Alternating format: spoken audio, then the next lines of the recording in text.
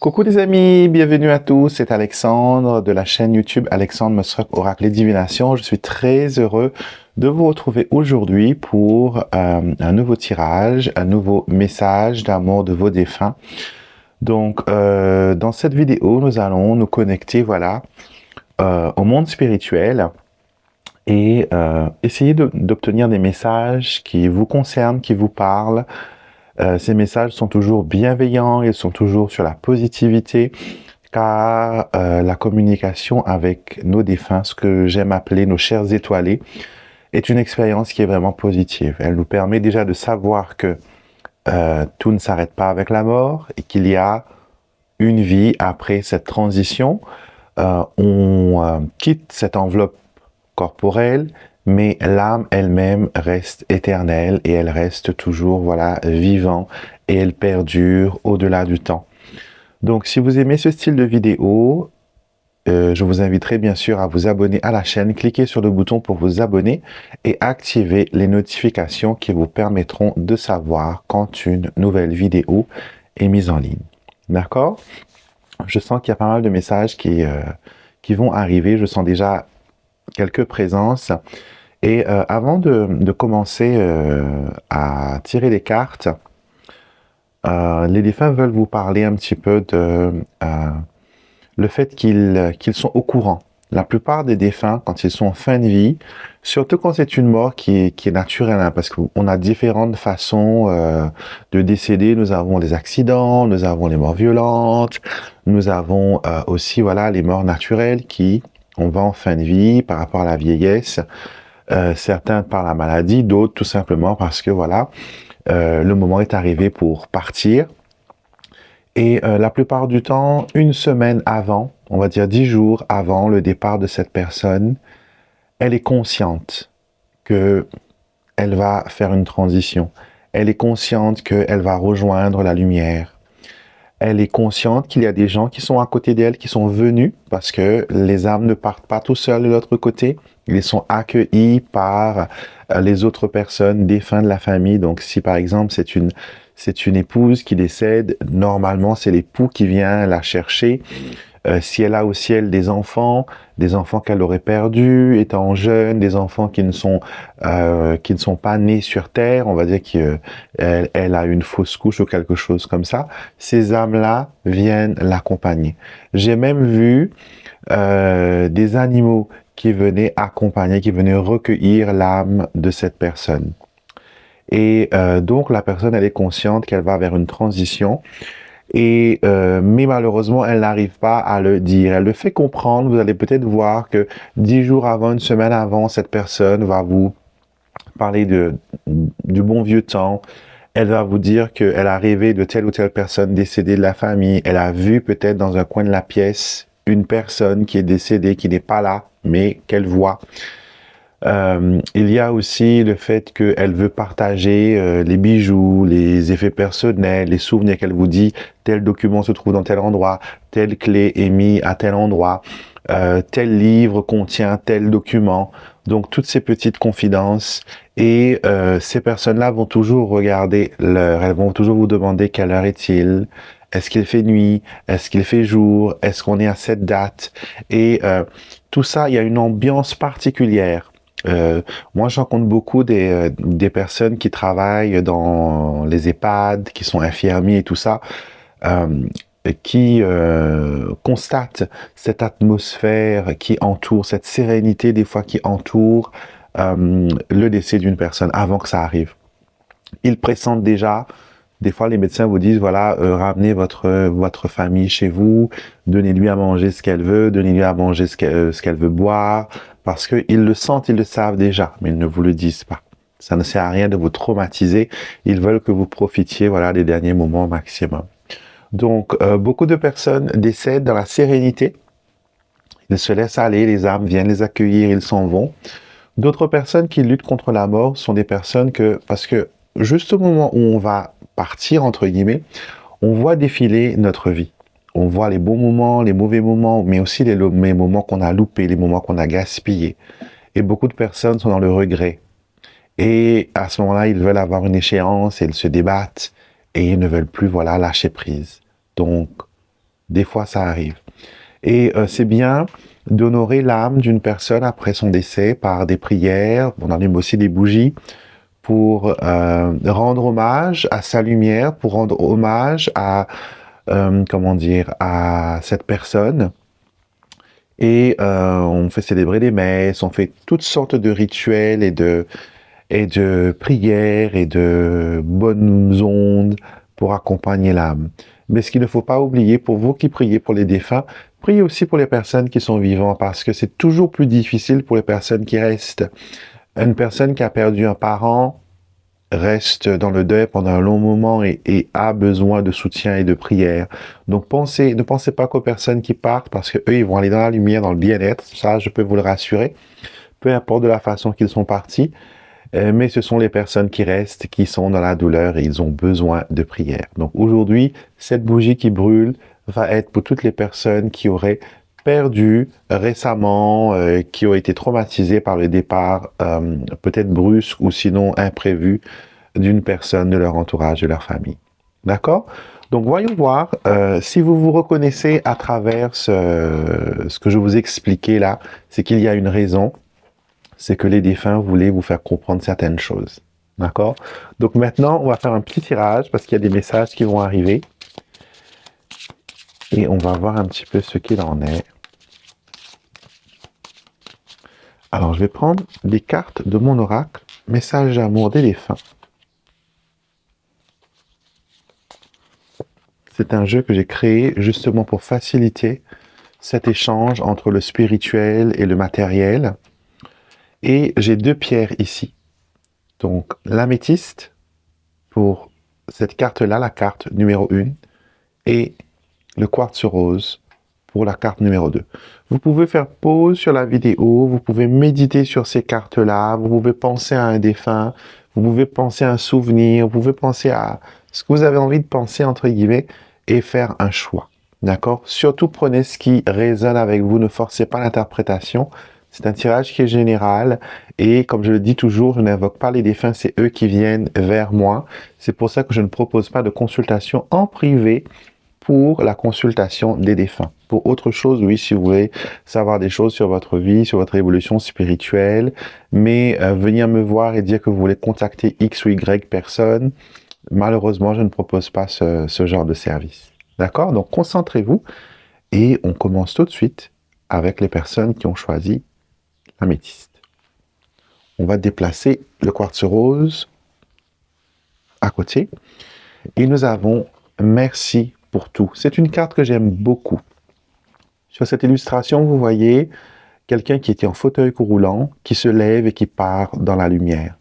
Cette carte veut dire que si votre défunt a connu des moments en fin de vie ou sinon durant toute sa vie, qu'il n'a pas pu profiter pleinement de la vie parce qu'il avait un handicap, parce qu'en dernière heure, il ne pouvait plus marcher, il ne pouvait plus se déplacer, on me fait sentir amputation. Donc peut-être que vous avez un défunt qui a été amputé par rapport à un accident ou par rapport à une maladie comme le diabète par exemple. Sachez que après la transition, la personne n'emmène pas son handicap avec elle. L'handicap, c'est par rapport au corps physique. Et quand on quitte ce corps physique, qu'on redevient pure énergie, qu'on redevient âme, on n'est pas amputé de notre jambe. D'accord? Donc c'est une expérience qui est terrestre, mais elle ne vous suit pas au-delà du voile. Et cette personne veut vous remercier, veut prendre cette opportunité pour vous dire merci. Aujourd'hui, je viens te dire un grand merci pour toute la gentillesse et la patience que tu as montrée à mon égard. Ça n'a pas été tous les jours facile, mais grâce à toi, j'ai pu m'en aller vers la lumière dignement. Merci encore. Donc cette personne, j'ai l'impression que de son vivant, elle avait peut-être le sentiment d'être réduite. Elle avait peut-être le sentiment que son handicap était voilà, une atrocité, une punition ou une injustice. Et là, elle veut vous dire que grâce à votre soutien, grâce à votre amour, elle a pu voilà, porter ce fardeau, vivre cette expérience dignement. Alors, je vais tirer 3 lettres alphabétiques et peut-être que ça va peut-être vous parler.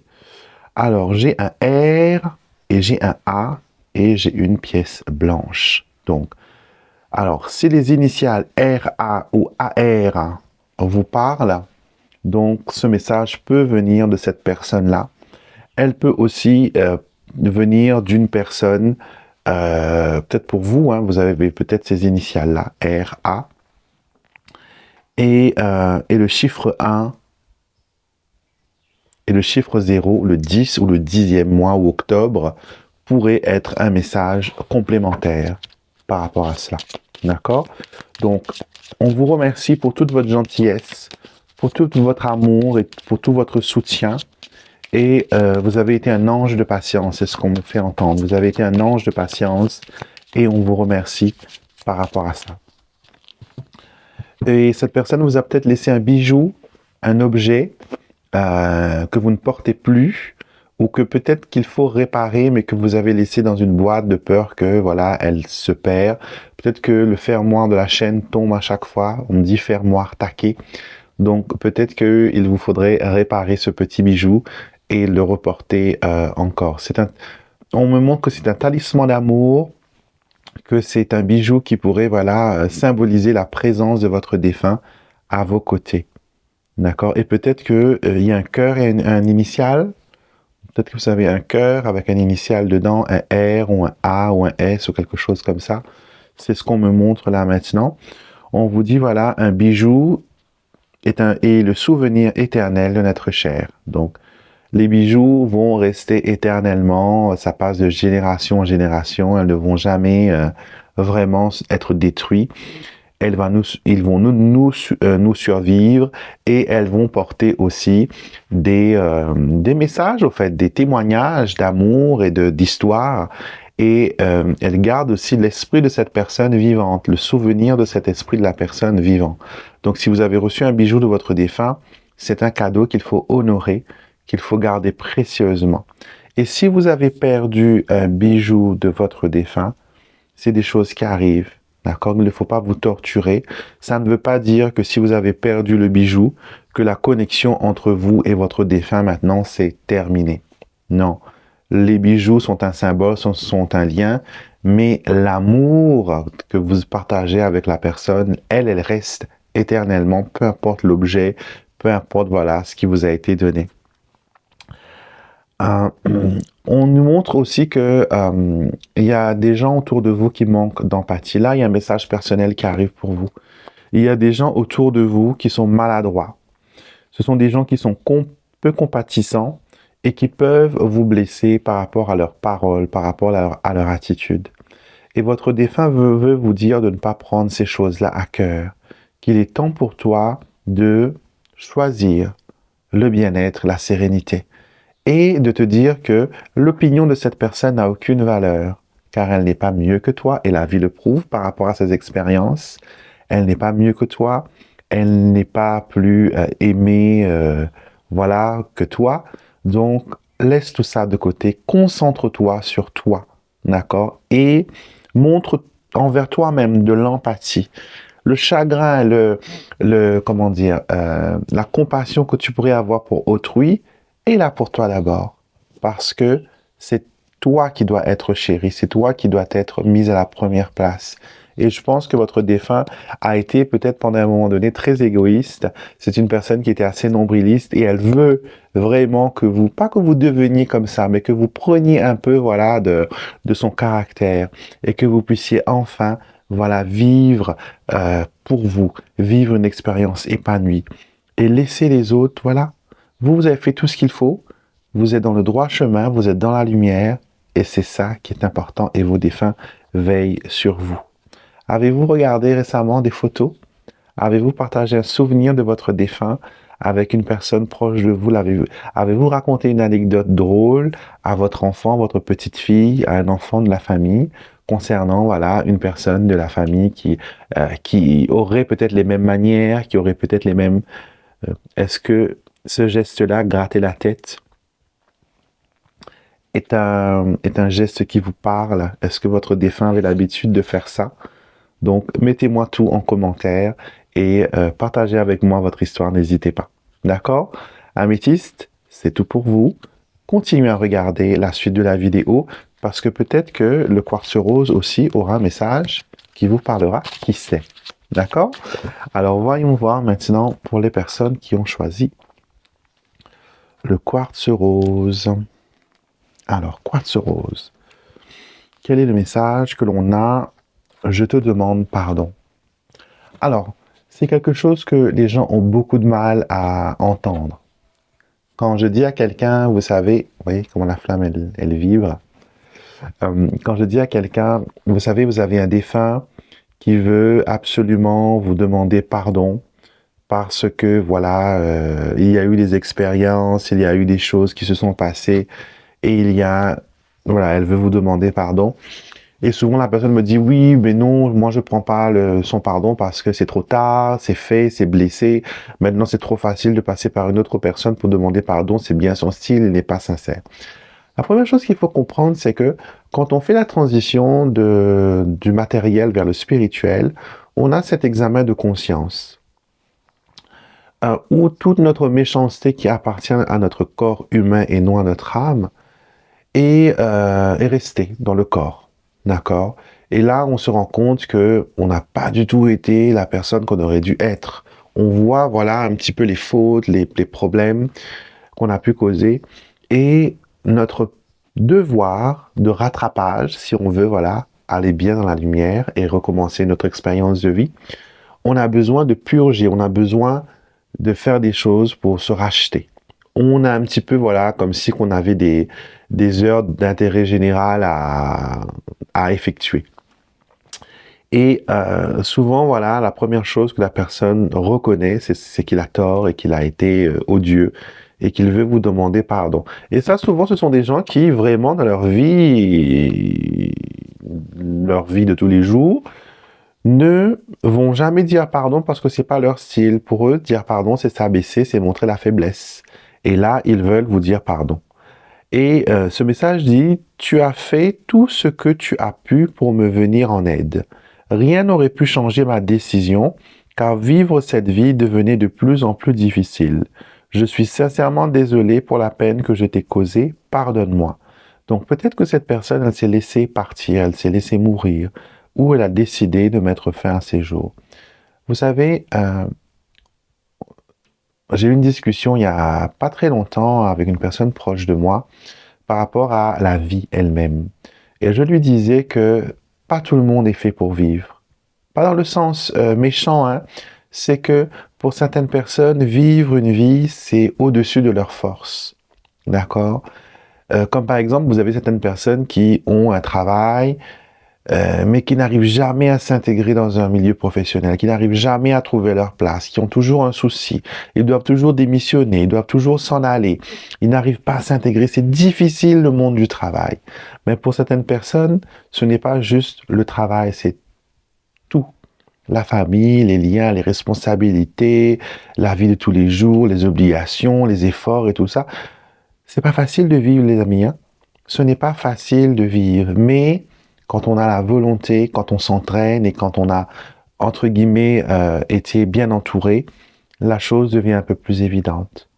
Et priez pour ces personnes qui manquent de force dans leur vie, qui manquent de force à trouver leur place, à trouver leur chemin, qu'ils soient épanouis, qu'ils puissent vivre, voilà, une vie sereine et remplie de belles choses. Donc, voyons voir quels sont les alphabets qui sortent pour vous aujourd'hui. Alors, nous avons le T, nous avons le B et nous avons le G. Alors, j'ai une date ici, le 13 février. Le 13 février. Oui, le 13 février. Et on me montre que, voilà, il y a eu peut-être une tragédie pour certaines personnes par rapport à cette expérience de vie. D'accord?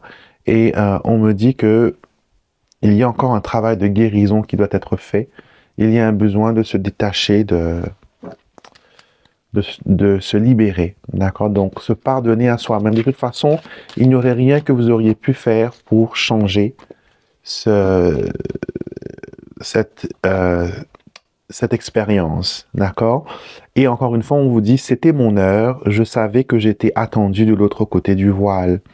Donc, il avait déjà senti, ou il ou elle avait déjà senti que c'était son temps et que c'était mieux pour tout le monde. Voilà, peut-être que des fois, vous pensez que c'est égoïste parce qu'il n'a pas pensé aux autres, mais rester et continuer à vivre était une torture, était quelque chose qui était, voilà, dur et difficile. Et c'est pour cela que il a préféré, voilà, passer de l'autre côté. Et vous qui regardez cette vidéo, j'ai l'impression que vous êtes un passeur d'âme, que vous avez cette aptitude de percevoir les défunts, de ressentir leur présence, de rêver d'eux. Des fois, quand ils ont besoin de quelque chose, ils viennent vous parler, ils viennent vous dire, parce que vous avez une lumière très sensible. Les médiums ont cette lumière un petit peu scintillante et les âmes sont dirigées, sont attirées vers cette lumière parce qu'ils savent que vous êtes la personne qui peut passer un message aux vivants. Et dites à la personne à qui vous pensez qui peut-être a perdu un fils, une fille par rapport à un suicide ou un accident, dites-lui qu'il n'y a pas eu de souffrance, que la décision a été prise avec pondération et que il ne voulait plus souffrir et ne voulait plus faire souffrir les autres et qu'il a été accueilli de l'autre côté par les gens de la famille, réprimandé, certes, par certains parce que voilà, on lui a fait un petit peu on lui a fait un peu une leçon, mais il est bien dans la lumière, ça je peux vous l'assurer. Alors, vous avez la culpabilité du survivant. Pourquoi moi je suis resté vivant et pourquoi cette personne, elle est partie? Pourquoi moi je suis toujours là et l'autre personne, ben, elle n'y est plus. D'accord? Donc, ce que je veux vous dire avec cette carte, c'est que il y a peut-être eu une expérience difficile, mais on vous dit arrête de t'en vouloir parce que tu as survécu. Arrête de t'en vouloir parce que toi tu vis. Arrête de t'en vouloir parce que toi tu es là. Et le plus bel hommage que vous pouvez faire à votre défunt, c'est de vivre cette vie pleinement et voilà, et de tout simplement, voilà, en profiter et d'en faire quelque chose d'extraordinaire. Et ici, on a ondes bénéfiques. Vos défunts vous envoient plein d'ondes de guérison. Ils vous invitent à la prière, à la méditation, à l'introspection, à la libération. Sentez-vous léger, accueillez cette lumière qui vous inonde là maintenant. Vos défunts sont avec vous et ils vous apportent beaucoup, beaucoup, beaucoup de lumière. Donc voilà, les énergies se dissipent. Donc signe pour moi que la session est terminée, la consultation est terminée. J'espère avoir pu être le passeur de lumière et vous faire parvenir les messages d'amour de vos chers défunts. D'accord? Je vous embrasse. N'hésitez pas. Mettez-moi un pouce en l'air, un like, mettez-moi un commentaire. N'hésitez pas à me contacter par mail. Vous avez toutes les informations en barre de description de la vidéo. Et si vous avez besoin d'une consultation en privé, vous pouvez bien sûr me contacter via mon site internet alexandremusruck.com. Je vous embrasse et je vous dis à très vite pour une prochaine vidéo et accueillez la lumière que vos défunts, que vos chers étoilés vous envoient en ce moment.